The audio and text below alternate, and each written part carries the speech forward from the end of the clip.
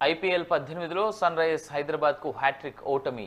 Kolkata night రైడర్స్తో జరిగిన మ్యాచ్లో SRH 80 పరుగుల తేడాతో చిత్తుగా ఓడింది. 201 భారీ పరుగుల లక్ష్యంతో బ్యాటింగ్కు దిగిన హైదరాబాద్ 16.4 ఓవర్లలో 120 పరుగులకే కుప్పకూలింది.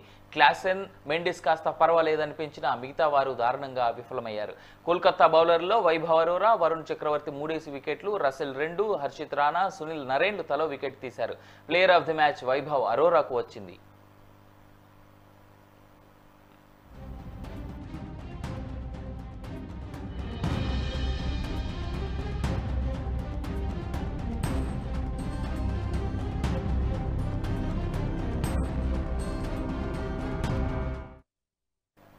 రెండు 201 పరుగుల భారీ లక్ష్యంతో బరిలోకి తిరిగిన హైదరాబాద్ ఏ దశలోనూ విజయం దిశగా పయనించలేదు.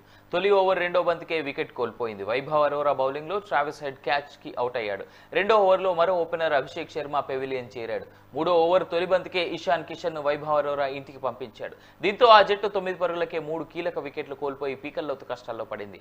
అయితే ఐదో ఓవర్లో నితీష్ రెడ్డి 2 4లు, 1 6 కొట్టగా మరో బ్యాటర్ మెండిస్ 7వ ఓవర్లో వరుసగా 6-4 కొట్టడంతో హైదరాబాద్ ఇన్నింగ్స్లో ఒక్కసారిగా ఊపొచ్చింది. అయితే అదే ఓవర్ 4వ బంతికి రసెల్ బౌలింగ్లో నితీష్ రెడ్డి అవుట్ అయ్యాడు. దీంతో తీవ్రమైన ఒత్తిడిలోకి లోనైన ఎస్ఆర్హెచ్కు పరుగులు రాబట్టడం గగనమైంది. నరేన్ బౌలింగ్లో మెండిస్ అవుట్ అయ్యాడు. 10 ఓవర్లకు హైదరాబాద్ స్కోరు 72 పరుగులకు 5 వికెట్లు కోల్పోయింది. ఓవైపు లక్ష్యం ఎక్కువే ఉన్నప్పటికీ క్రీజ్లో క్లాసెన్, కమిన్స్ ఉండడంతో అభిమానుల్లో ఆశలు మిగిలే ఉన్నాయి.